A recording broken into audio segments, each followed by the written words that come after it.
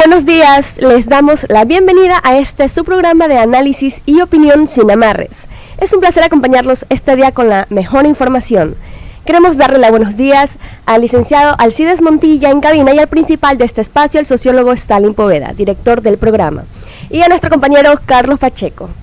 Buenos días ecuatorianos a todos. Les deseo pues un buen inicio de semana, exitoso por supuesto. A nuestro compañero en esta mesa de diálogo, a la compañera Alba Bustamante, también a nuestro compañero Alcides Montilla y Carlitos Pacheco. Vamos a revisar los titulares de las primeras planas de los medios de comunicación impresos de circulación nacional. Bueno, efectivamente vamos a dar a conocer los titulares que nos traen el diario El Universo, el mayor diario nacional, y Diario Expreso de Guayaquil, ambos que se editan en esta ciudad a nivel nacional. Alba empieza con los titulares de Diario Expreso. Según el Diario Expreso, un aumento del IVA entre las expectativas del ajuste. ¿Cuánto estamos hoy? 30 de septiembre, el último día del noveno mes del año 2019. Muy bien, vamos. Mercados apuestan por un alza que genere ingresos del 1 o 2% del PIB. Registro de violadores con sanciones. Se incluye la destitución del funcionario que no exija el certificado. Muere un hombre amordazado y maniatado en casa. Las sospechosas recaen en 2 extranjeros que fueron contratados por el fallecido para hacer obras en su vivienda. Los restos de José José todavía siguen en Miami. Bueno, y vamos a leer a continuación los 7 titulares que traen portada el diario El Universo en su edición de hoy, 30 de septiembre de 2019. Domina la página principal del Universo una foto donde se ve a un grupo de futbolistas de Emelec que dice lo siguiente: Emelec regresa a los play-off. El equipo eléctrico derrotó ayer 3-1 al Olmedo en el estadio Capuel. También el Universo trae otro titular de mucha expectativa. Dice el Universo: expectativa nacional por las medidas en 3 áreas claves. Expertos creen que elevar el IVA es clave para recaudar más tributos y cumplir el acuerdo con el fondo. Todavía no se sabe si las reformas se las envíe hoy o hasta el 3 de octubre. También hoy, 9 años del 30S. La información dice: muerte de Froilán Jiménez, un proceso sin avance. Se refiere a uno de los policías muertos en esta revuelta, policía que estaba cubriendo la salida del entonces presidente Correa.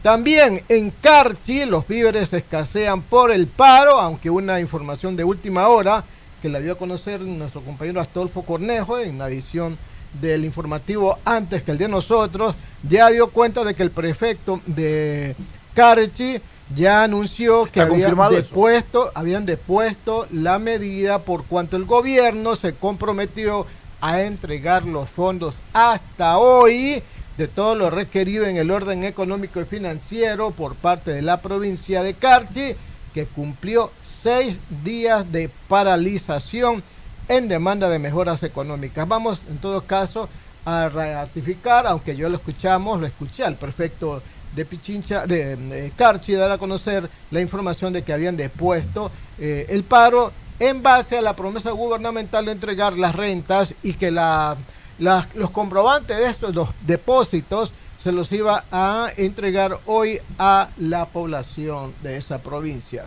Seguimos con más titulares del Universo.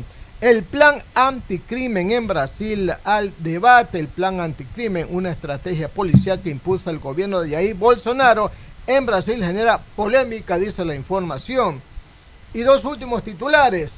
Este con una foto donde se ve a una gran cantidad de vivanderos del Mercado Central que ya abrió tras renovación. Este queda ubicado en plena centro de Guayaquil, en las calles Santa Elena, 6 de marzo, 10 de agosto, etcétera. Y finalmente, teatro joven para combatir a las drogas, reflexionar con el teatro como instrumento sobre el problema del consumo de drogas en los jóvenes de Guayaquil es la premisa con una que trabajan 30 colegios de la ciudad. Con todo esto, pues ya dimos a conocer los titulares que nos traen los diarios guayaquileños que se editan a nivel nacional. Estamos hablando del diario El Universo, el mayor diario nacional, y El Expreso de Guayaquil, estimado Stalin. 30S, 2010, 9 años después. La tesis oficial del gobierno del expresidente Rafael Correa se expresaba de que había ocurrido un secuestro, un golpe de Estado y un magnicidio. Un golpe de Estado blando, decían en esos momentos. Blando, duro o como sea, hablaba de golpe de Estado. Y por cierto, ¿cómo se origina? Para el 2010, la Asamblea Nacional trató la objeción parcial a la Ley Orgánica del Servicio Público y se ratificó en el texto a la presidencia, ratificándose en el texto remitido a la presidencia de la República, lo que causó, por supuesto, incertidumbre e inestabilidad en las filas militares y policiales. Por supuesto, esta ley eliminaba algunas reivindicaciones que se habían conseguido por mucho tiempo y causó descontento en el personal de la clase policial, lo que terminó, por supuesto, en una protesta en un regimiento policial en donde el expresidente Rafael Correa tuvo una destacada participación, imprudente participación o prepotente participación del poder, y fue a meterse en la boca del lobo y a proclamar frases como la que: si quieren matarme, aquí estoy, mátenme. Por supuesto, nadie le disparó. Y luego fue a refugiarse en el hospital, en donde todos sabemos las consecuencias del autosecuestro que se generó él y las muertes y heridos y enfrentamientos que tuvieron civiles entre militares, policías militares y civiles. Y ahí está la muerte de Froilán Jiménez, que hasta hoy no se logra un esclarecimiento claro y preciso sobre la circunstancia y muerte de Froilán Jiménez. Históricamente no existe en el país una persecución a nivel de la estructura del poder y del Estado más perversa y canallesca, porque se persiguió a inocentes, pero en una trama que se armó desde el poder político y del poder a nivel del Ejecutivo para perseguir a todos quienes habían participado en ese hecho, en ese momento histórico. Y hoy sabemos cómo se los persiguió, las tramas que se crearon para sindicar a unos y a otros y perseguirlos. Hay desde muertos, heridos, exilados, procesados, presos. Hay de todo en esta trama que prácticamente fue considerada en un momento determinado como terrorismo de Estado. Es más, el gobierno sobre el 30S y una proclama que hacía el gobierno en aquella época, dijo que había que registrar como propiedad intelectual de la Revolución Ciudadana el 30S.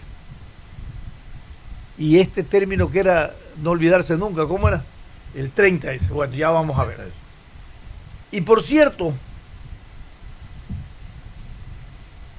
al registrarse, utilizaron todo esto como una propaganda política y victimización al expresidente Rafael Correa. Esta fue la gran farsa. Pero el proceso histórico investigativo, más allá de que hubieron dos comisiones, ¿se acuerdan ustedes de las comisiones de la verdad y de la no verdad, no sé qué cosa?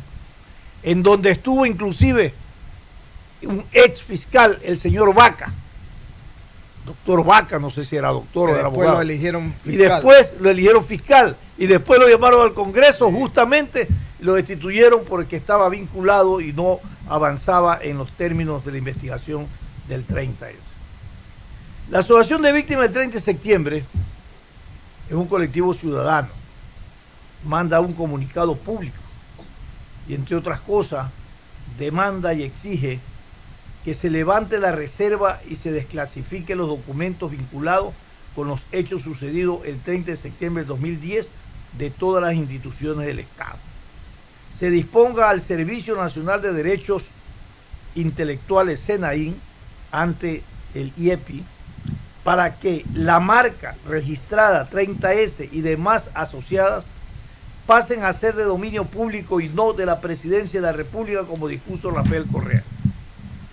Envía a la Asamblea Nacional un proyecto de ley para que se devuelvan los recursos incautados vía coactiva ilegalmente a militares, policías y civiles de conformidad al informe enviado por la Contraloría General del Estado a la Presidencia de la República el 26 de agosto del 2018 mediante oficio 3452-23.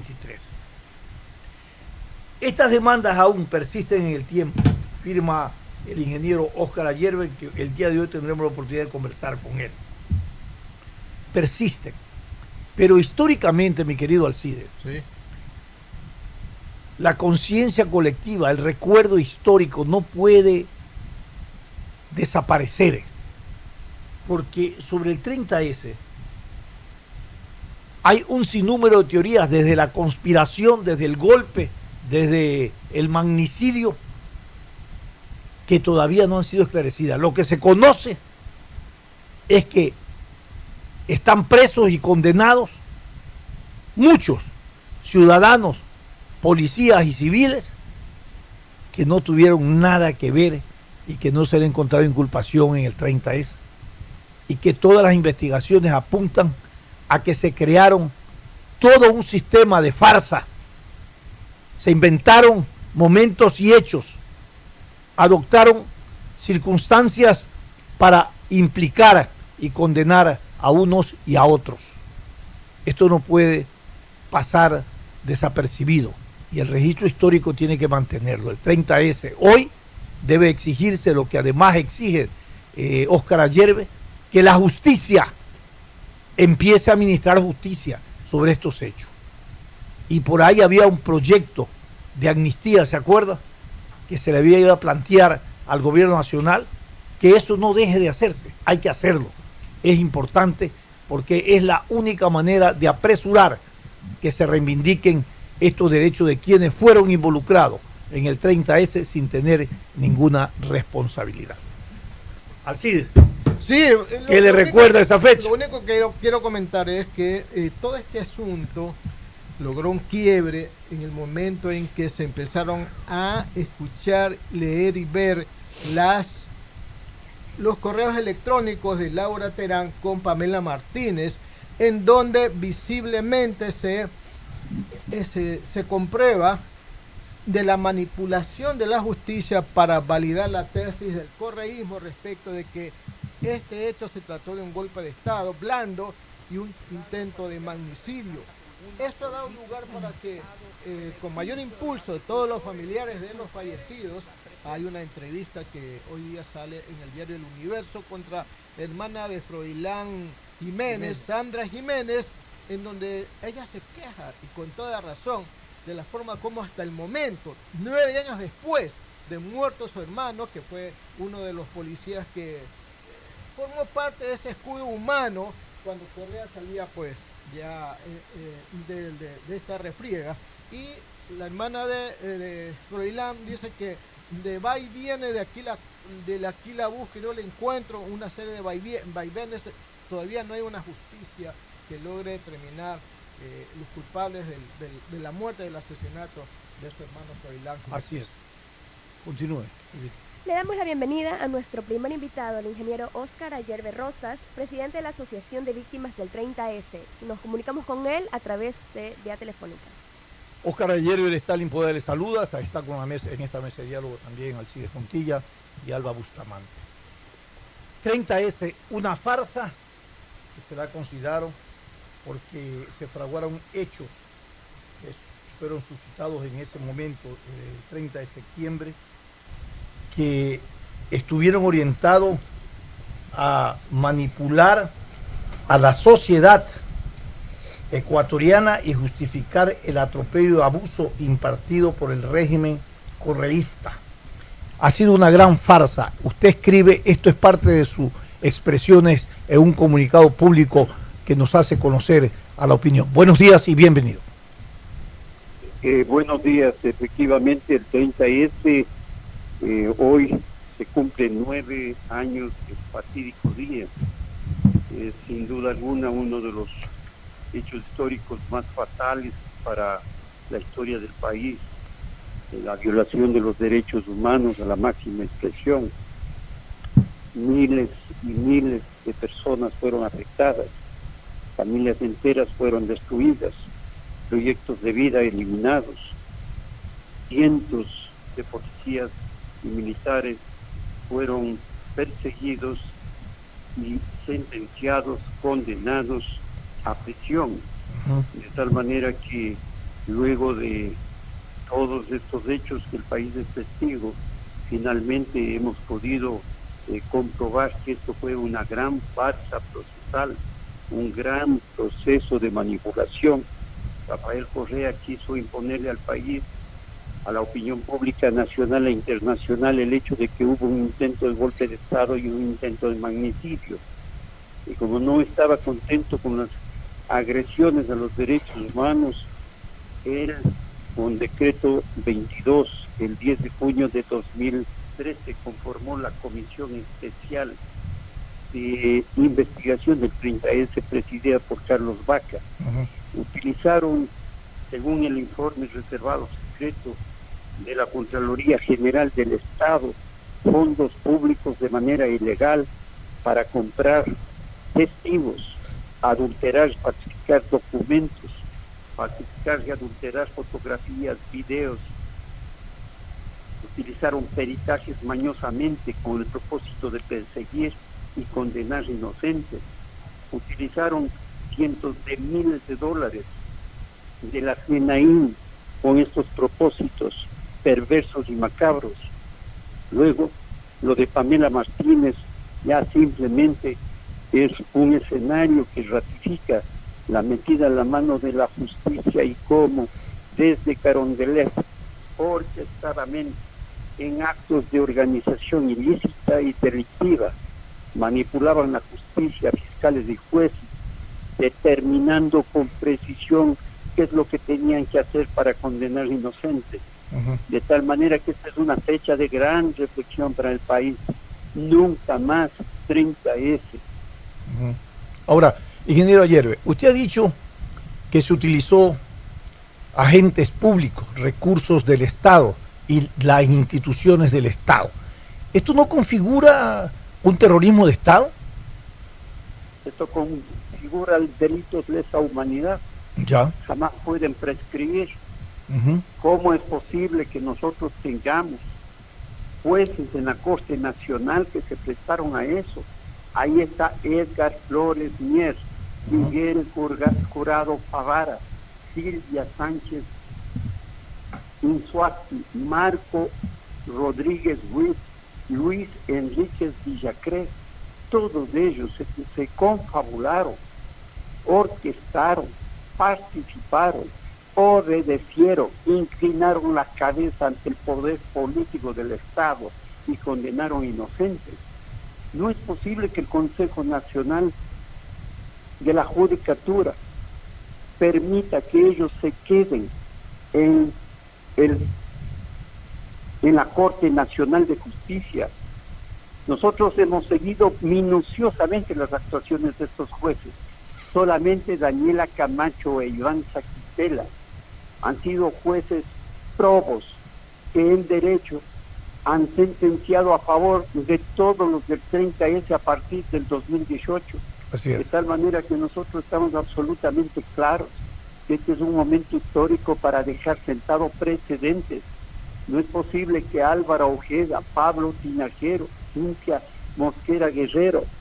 Recuerden a la doctora Cintia Guerrero, que aparece en los documentos de Pamela Martínez, orquestando con ella la manipulación que implicó la utilización de jueces a nivel nacional para condenar y perseguir en todo el país a gente inocente, o Patricio Secaira Durango, que constan en los informes de perseguidos políticos.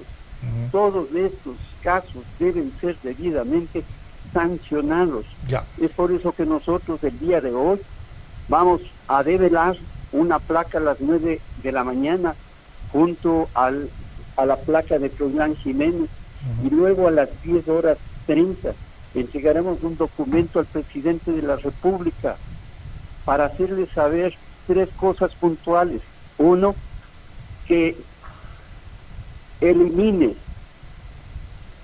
de todas las instituciones públicas la reserva y desclasifique los documentos vinculados con 30F. 2, que se levante y se disponga al Servicio Nacional de Derechos Intelectuales, anterior JEPI, todas las marcas registradas del 30F que Rafael Correa impuso y los tomó como marcas privadas de él, y también que disponga y ordene para que se envíe a la Asamblea Nacional un proyecto de ley que permita devolver los recursos incautados vía coactiva a cientos de policías y militares que les quitaron recursos y que ahora la justicia los ha declarado inocentes y están en libertad. De tal manera que este es un gran día, porque a las 4 de la tarde en la Fiscalía General del Estado hemos convocado a una concentración de víctimas, familiares y amigos, para decirle al país que este es un momento de una gran reflexión nacional, que nunca más existe otro 30F. Perfecto. Y yo quiero preguntarle ahí, si ustedes, ¿quién está planteando esta configuración de la figura incoada que debe de incoarse contra el expresidente Rafael Correa de temas de lesa humanidad o de terrorismo de Estado o persecución? ¿Cómo están estos juicios? ¿Hay una figura, un planteamiento respecto a este tema puntual contra el expresidente Rafael Correa? Nosotros hemos presentado el 16 de septiembre a la fiscal general del Estado, Diana Salazar, un caso emblemático para que ella investigue en delitos de lesa humanidad y además en la violación de derechos humanos y constitucionales, presentado por Giovanni Lazo, Luis Guanotaxi, Eduardo Mullo, Luis Jatacama, que fueron condenados, sentenciados a 12 años de prisión siendo inocentes y que estuvieron en la cárcel más de 5 años. Hoy están en prelibertad. El caso de ellos es tan patético, tan brutalmente agresivo, que por ejemplo Jesús Jatacama estuvo a 15 kilómetros de distancia de un recinto policial cumpliendo sus labores de ese día 30F. Sin embargo, en la manipulación de los videos, fotografías, fue implicado, de tal manera que ninguno de ellos estuvo armado, ninguno de ellos vestía de policía ese día porque estaban cumpliendo otras funciones. Y el que más cerca estuvo estaba a más de 300 metros de distancia, y según las mismas versiones de los peritajes en actitud pasiva y de observación, sin embargo fueron condenados a 12 años de prisión, de tal manera que este caso emblemático, que también está siendo tratado ya en la Corte Nacional en recurso extraordinario de revisión, tiene que ser un hito histórico para sentar precedentes. Hay que recordar que la Asociación Víctimas 30F, cuando se constituye y conforma en febrero del 2018, es una vez que conoce los incidentes que a nivel internacional Carlos Poli, con aspavientos, le decía a la CNN que todo era una gran farsa, que el informe secreto de la Contraloría General del Estado determinaba uso de fondos públicos ilegales de la CNAIN, y que todo era una gran farsa, que todos los acusados por distintos delitos, del gran menú de delitos que se inventaron para poder sentenciar a inocentes. Era una tremenda gran farsa, de tal manera que ahí mismo inculpó a Carlos Vaca de esa gran manipulación, cuando todo el país escuchaba que había intentos contra la seguridad del Estado, intento contra la seguridad interior del Estado, intento de golpe de Estado, intento de magnicidio, sabotaje, terrorismo, plagio, intento de secuestro, rebelión, sedición, delitos contra la huelga, insubordinación, paralización de servicios públicos. No se cansaron de utilizar todo el menú que luego les hizo imposible probarlo, y entonces inventaron la Comisión de Investigación 30S de Carlos Vaca. Por eso es que el país tiene la obligación política, moral, ética, todos los medios de comunicación, los ciudadanos del país, tenemos la obligación de en profunda reflexión meditar sobre estos hechos para que nunca más nos vuelvan a perseguir ningún gobernante del país, como aconteció en la década perdida de Rafael Correa. Óscar Ayerber, muchísimas gracias por haber atendido este contacto telefónico y hablar sobre este momento histórico que realmente, como usted dice, no podemos en nuestra memoria colectiva olvidarlo, porque desde ese momento se configuró en el país una estructura a nivel del poder de atropellos y violencia de derechos individuales y colectivos que realmente han desembocado, y también de metedura de mano en la justicia, que han desembocado en situaciones que el país tiene que reivindicar como un principio fundamental de respeto a la estructura y de organización de un Estado como debe de ser. Muchísimas gracias por haber estado con nosotros. Gracias a usted. Felicidades. Le damos la bienvenida a Cristina Reyes, asambleísta por el Partido Social Cristiano. Muy bien, Cristina, ¿cómo está usted? Buenos días. También queremos preguntarle hoy este momento histórico, esta fecha histórica que vive el país o que vivió hace 9 años el país y que, por cierto, ha concitado momentos históricos difíciles de caracterización del abuso del poder y atropellos de derechos individuales y colectivos. Cristina, buenos días y bienvenida. Buenos días, Stalin, Alcides. Buenos días, Cristina. Buenos días, gracias por la oportunidad a la ciudadanía que nos escucha. A la orden. Un abrazo afectuoso, que este sea una semana Muy productiva, intensa, aunque va a ser una semana realmente con mucha turbulencia en vista de las medidas económicas que alista el gobierno. Parece que nos alista un bombazo, pero bueno, cuidado, el bombazo es para otros. Bueno. Que no jueguen. Efectivamente, hoy, 30 de septiembre, una fecha que marca una herida profunda en los ecuatorianos, una herida que no va a cicatrizar. Está abierta todavía, ¿no? Está abierta porque todo lo que se generó alrededor fueron mentiras, fueron patrañas, fueron obras de teatro sin ninguna gracia. Estamos hablando de cuando varios centenares de policías tomaron los principales cuarteles en Quito contra unas reformas a la LOCEP, recordémoslo, sí. Que les quitaba bonificaciones. Yo no justifico, por supuesto, el haber dejado desamparada a la ciudadanía, pero en esa legítima protesta, por llamarle de alguna manera, el gobierno del expresidente Correa no supo manejar una crisis de ese nivel. Fueron a arengarlos, fueron a provocarlos. Nadie olvida todavía la abierta de camisa pidiendo que maten al presidente. En definitiva, el saldo, 5 personas fallecieron en Quito, entre ellos 2 miembros de la Policía Nacional, 274 heridos, 200 de los cuales fueron en Quito, 28 en Guayaquil. Estamos hablando de 17.000 personas habrían sido procesadas en más de 23 procesos vinculados a este hecho.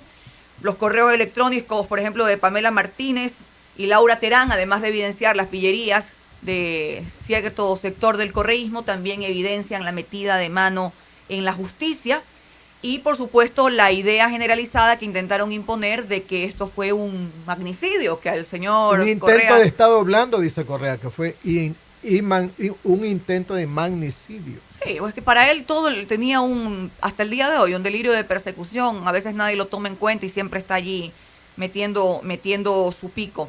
Varios afectados, varias personas pues aseveran que hubo fraude procesal, injerencia por parte del Estado, y cierto es que mientras aquí no se diga la verdad, esta herida no va a sanar.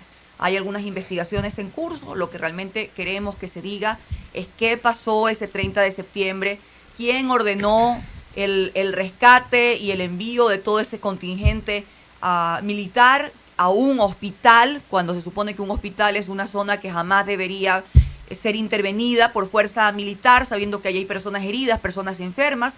Pero bueno, solo la mente enferma de alguien es la que originó todo este escenario teatral funesto. ¿Se cumple aquello de que esto fue un delito de lesa humanidad, Cristina?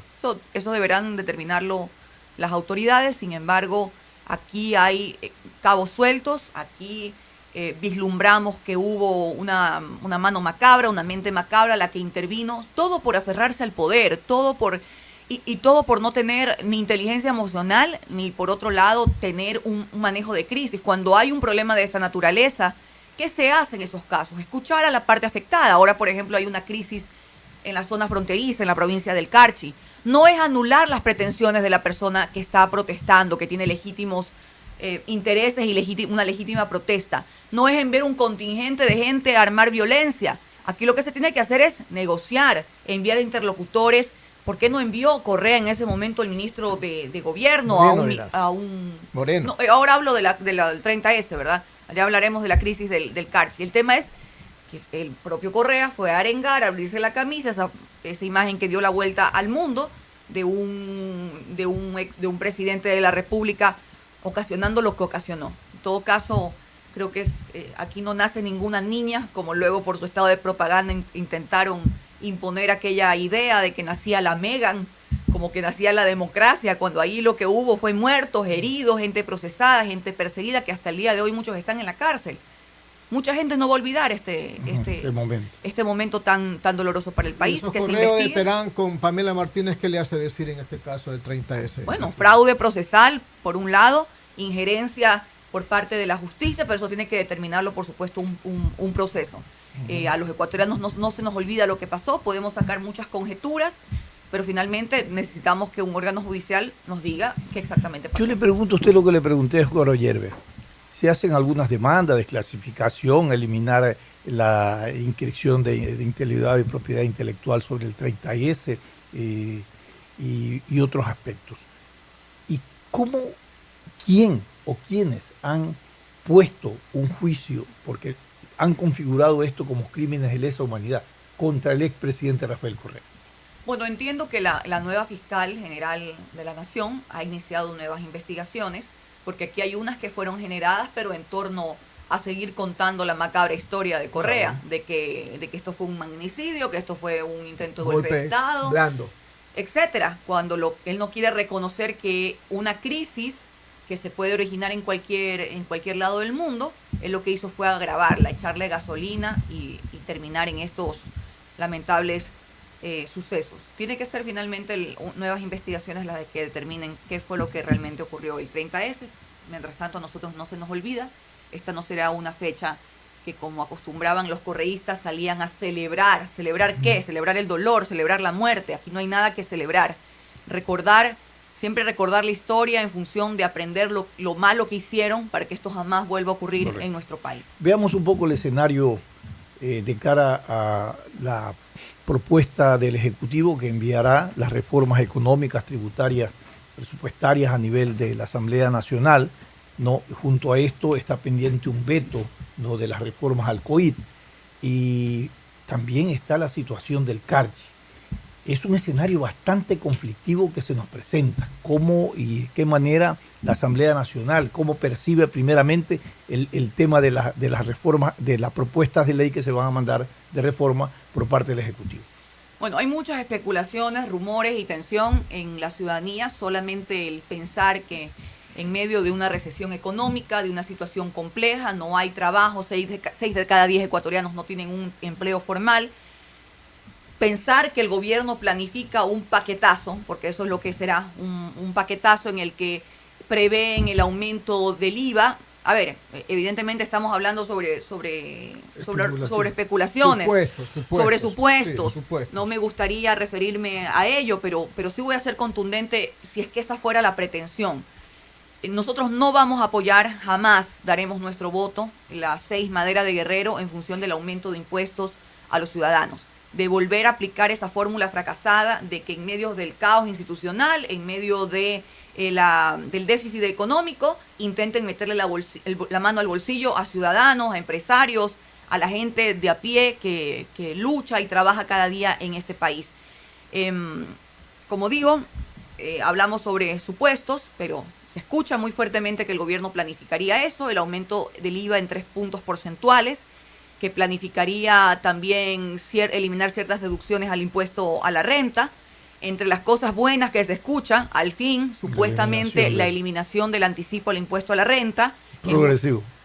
Del impuesto a la salida de divisas, progresivo. Sí. Del impuesto a la salida, del anticipo al impuesto a la renta, eliminarlo definitivamente. Esto también es una de las protestas que tiene, uno de los pedidos que tienen los que están protestando en Carchi. Se rumora también que habría la presentación de nuevas modalidades contractuales. Eso lo veo positivo. Yo le pregunto una cosa. Si ustedes no apoyan, por ejemplo, elevar los impuestos, ¿apoyarían una eliminación del subsidio a los combustibles? Le pregunto esto porque habrá una alternativa, porque tiene que haber una salida. La eliminación de los subsidios no es algo que le corresponde, que le competa a la Asamblea No, Nacional. pero desde el análisis de la situación la eliminación de ciertos subsidios, que por supuesto también representarían un golpe a la economía de los ciudadanos, es una medida que le tocaría realizarla al gobierno. Está claro que aquí hay dos escenarios. Uno, creeríamos sería nefasto, como es el aumento de impuestos, y por otro lado, la eliminación del gasto público improductivo. No nos fijemos únicamente en los subsidios, que bueno, sí puede ser un golpe. Habría que focalizarlos, ahí se podrían hacer algunas cosas para que no afecte directamente a las clases populares, que es lo que más nos preocupa, porque al final del día todos pueden ser afectados, pero con mucha más crudeza, con mucha más énfasis las clases populares del país. Se podría también vislumbrar cuánto gasto público no se ha recortado en este país. Todavía hay, y yo sé que también son medidas dolorosas porque hay seres humanos que están incorporados al gran estado obeso que dejó el expresidente Correa, que este gobierno todavía no ha podido disminuir de forma eficiente, porque el servicio público es importante cuando sirve al ciudadano, pero todavía hay una serie de consultorías, de viajes, de personal que a lo mejor no está en esa función de servir al ciudadano y que todavía podría recortarse. Eso por un lado. Por otro lado, también hay empresas públicas que siguen generando pérdidas. Nosotros estamos y el alcalde Nebot, el exalcalde Jaime Nebot, ha sido enfático en decir que la concesión podría ser un buen camino. La concesión es una figura que la propiedad continúa en manos del Estado ecuatoriano, pero su administración pasa a manos privadas, generando de esa manera ya no pérdidas para el Estado, sino algún porcentaje de ganancia, asimismo también disminuir la carga laboral, que es significativa, de las arcas del Estado. Es decir, a este gobierno lo que le falta... Es una decisión política del gobierno. Al gobierno le falta creatividad, porque al final del día sigue con la misma frase... misma fórmula de siempre, concesionar. La misma además la misma fórmula del fracaso, repitiendo lo mismo que hizo el correísmo, nos siguen endeudando. Creo que ha habido una incapacidad para la renegociación de la deuda. Aquí se han emitido miles de millones de bonos nuevamente a tasas de mercado altísimas. Y entonces nos preguntamos qué está haciendo el equipo económico realmente para buscar medidas que sí contribuyan a disminuir ese aparataje inmenso del Estado, pero que no le den un tortazo, como le quieren dar sobre todo a las clases populares. Bonos. Seguimos con la colocación de bonos. Eso no es una fórmula tampoco para resolver el problema del país. Y seguimos comprometiendo el petróleo a la China, seguimos comprometiendo el petróleo como una especie de deuda. Este equipo económico está haciendo cosas que a veces nos dejan desconcertados, porque el gran ajuste, dicen el vicepresidente de la República, dicen sean comprensivos. ¿Cómo va a ser comprensivo con el golpe que te quieren? No, uno no va a ser comprensivo, sobre todo cuando la fiesta la han originado otros que se quieren, están con la vieja confiable de la culpa es de Correa. Ya llevan 2 años y medio y tienen también que hacerse cargo de su responsabilidad. Pero mire, se le ha pedido al gobierno deducción del tamaño del Estado. Se le ha pedido al gobierno disminución de impuestos. Nada hace. El gobierno, ¿qué es lo que hace el gobierno? Elevar el IVA. Y están equivocados, porque una economía en recesión lo que amerita son incentivos, y esos incentivos, si quieren contratar a gente joven, tienen que buscar, por ejemplo, se les ha propuesto, porque la política tributaria la tiene que liderar el gobierno. ¿Cuántos jóvenes están en el desempleo? Busquen reducir ciertos puntos porcentuales en el pago del impuesto a la renta a personas que en la nómina incorporen a gente joven, por ejemplo. Tienen que ser creativos, tienen que buscar que nuevas empresas, capitales nacionales y extranjeros vengan al país, porque por ahí va la salida. Si creen que la salida todavía es un gran gasto público improductivo, un gran aparataje del Estado sin hacer ellos reducciones, y por otro lado que sea el ciudadano en el que de sus pocos ingresos siga pagando impuestos, pues este país se va a ir al despeñadero de esa manera. Digo una cosa, y descartamos la posibilidad de recuperar el dinero de la corrupción, que son millones de millones, algo para un poco paliar la situación de crisis. El ¿No? pueblo pide eso. De eso no lo descartamos, pero asimismo también vemos la incapacidad por parte No de este vemos que hay un gobierno, avance. que esa también ha sido su vieja confiable, de los miles de millones de la cirugía mayor a la corrupción, y finalmente, durante todos estos años, que nos digan cuánta plata han recuperado.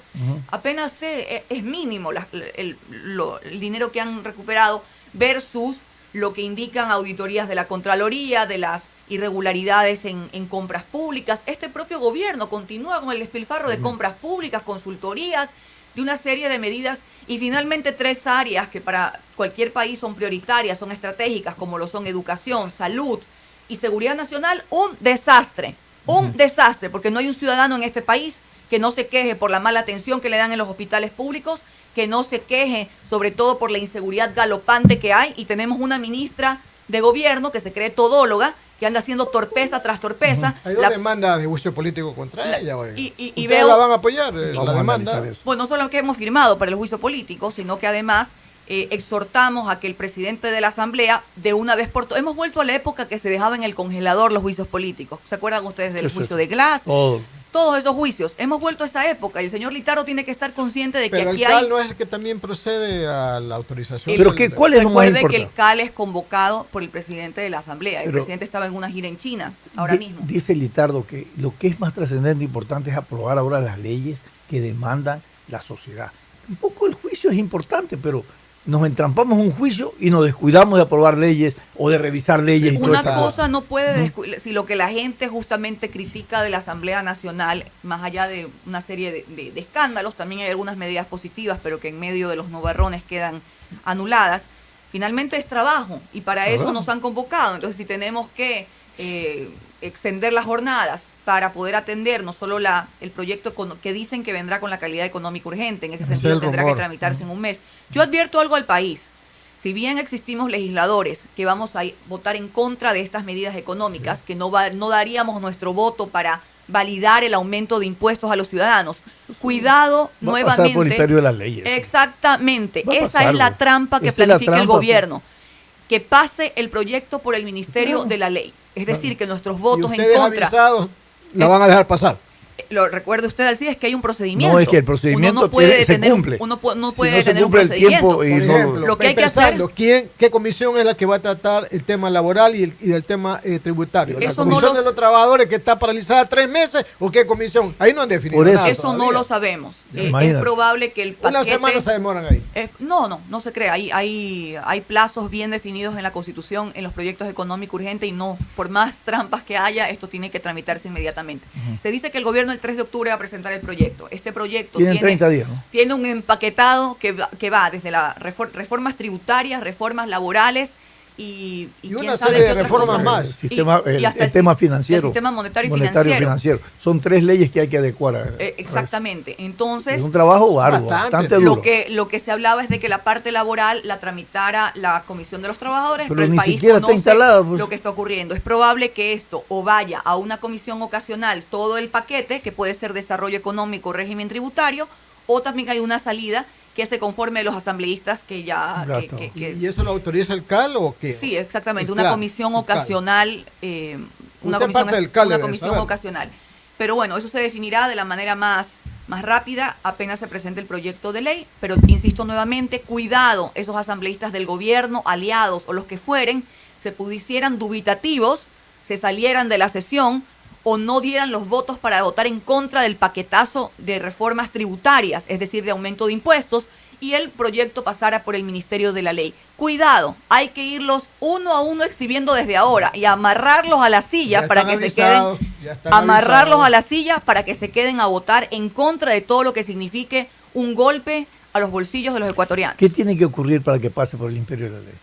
Tendría que ocurrir que transcurrido el tiempo que se indica, que son 30 días, la Asamblea no tomara una decisión. O, sí, efectivamente, que no tuviera los votos necesarios para rechazar la medida, las partes que son malignas para los ciudadanos. Y no tienen los votos, no hay los votos. Bueno, hay que en este momento ya pedirles pronunciamientos a los partidos políticos. El nuestro, la 6 Madera de Guerrero, creo que ha sido el primero en salir a decir: nuestros 17 votos son en contra de toda medida que afecte a las clases populares.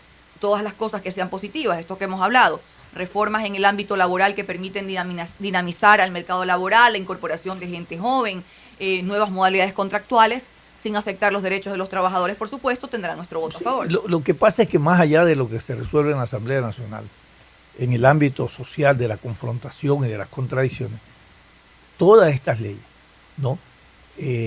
Van a tener contradictores. En el tema laboral ya está anunciada una huelga para rechazar, para rechazar esta medida. Entonces, veo un ambiente realmente muy difícil a corto plazo. Se calientan las calles, el paro del Carchi, esto va a contaminar el tema del aborto, todo esto va a contaminar el planteamiento de las reformas al Código de Trabajo, todo esto va a contaminar realmente el ambiente público, en las calles, la confrontación, y va a generar una inestabilidad. Sí, yo no niego de que la mecha está encendida. Está encendida. Y que, cuidado, esto es se puede provocar. Ahí se puede aprovechar mucha gente puede provocar. Hay que saber diferenciar las cosas que claramente son negativas para el país, negativas para los ciudadanos, para los productores, para los comerciantes, y algunas cosas en las que hay que tener un nivel de flexibilidad y de diálogo. Para eso hay que abrir mesas de diálogo, hay que conversar con todos los sectores, hay que tener también un nivel de comprensión. No la comprensión que pide el vicepresidente pide eso, no esa comprensión que déjame darte un tortazo, déjame dejarte en el piso, déjame dejarte en el piso medio muerto y tú lo vas a comprender. No, esta comprensión de diferenciar cuáles son las medidas nefastas, las que no se pueden aprobar, y cuáles son las cosas que el país necesita ahora mismo para salir del atolladero. Y yo sí considero que los sectores de trabajadores tienen que hacer un esfuerzo para comprender que el actual sistema laboral es absolutamente rígido e impide la contratación. Y no estamos pensando ahora en los que tenemos la suerte de tener un trabajo y de tener estabilidad. Estamos pensando en las personas que no lo tienen, en que salen todos los días a vender a la calle, que salen todos los días con condiciones no adecuadas, sin tener un salario básico, sin tener beneficios de ley, y que para que eso se pueda generar, para que un empresario pequeño, mediano, grande, un emprendedor, pueda decir: yo mis ahorros los quiero invertir o quiero pedir un préstamo al banco para invertir y contratar gente, tienen que haber condiciones laborales que permitan esa contratación. Eso es lo que hay que hacer entender. Yo considero que hay que abrir los espacios de diálogo, el diálogo tiene que ser siempre la mejor arma para poder comprendernos. Lo que debe pasar ahora en el Carchi, por eso es que me da tanto coraje ver... Ya dicen que ya se suspendió la medida. Escuchamos al prefecto en la madrugada de Carchi diciendo que el gobierno se ha comprometido a entregar las rentas hoy día. Esperemos que así sea. Esperan que ya hoy día se entregue y se suspenda la medida, ¿no? Porque también vemos a un gobierno que cómo nos costó negociar el tema del pago a nuestros jubilados. También dijeron: ya les pagamos, y finalmente los jubilados tuvieron que ir a una medida de hecho, pasar hambre y frío afuera de la Asamblea, crucificarse en la Plaza San Francisco para que el gobierno al fin entendiera y pudiera honrar su palabra. Esperamos que así sea. Las cosas no son fáciles de resolver, pero ese es el problema. Sí, el tema es que también hay torpezas que implementan a la hora de manejar una crisis, como la de negar las pretensiones del otro en vez de escucharlo, como enviar a la fuerza pública. Y no ir a sentarse a dialogar con las fuerzas del Carchi, que evidentemente piden que esté ahí el vicepresidente, un ministro. Mandaron a un subsecretario. Mandaron a un subsecretario. Ha fallado la ministra de Gobierno en este caso, ¿verdad? Totalmente, porque anuló las pretensiones desde un inicio de un grupo que estaba enardecido, que con justa razón una provincia fronteriza que lleva tiempos pidiendo que se le atienda, que haya una política económica diferenciada, porque ellos claramente compiten de una manera adversa con nuestro vecino país Colombia. Los mismos productos que ellos producen, la gente los puede conseguir a menor precio a costa de la devaluación que tiene Colombia de su moneda.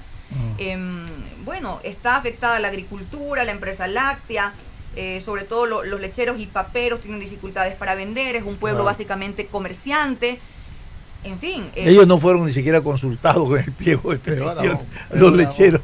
Han abierto los domingos los mercados para abastecerse porque ya la gente ya no tenía que comer. Esos son los primeros de efectos entrada del paro, decirles no se puede. Por supuesto que se incendió. La gente quiere atención, la gente no quiere. quiere Que ha habido de paro. Pues. La gente quiere que los escuchen, que se dé. No se puede. ¿Cuál es la alternativa? Da una alternativa.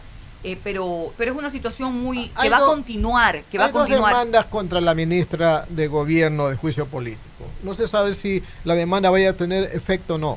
¿Usted personalmente le pediría la renuncia al presidente de la República de la ministra de Gobierno? Vea, el presidente de la República es el responsable de todas las personas que quiere poner en su gabinete. Estas personas, a mi entender, bajo mi criterio, deben tener la experticia y la capacidad para enfrentar los cargos a los cuales están abocados.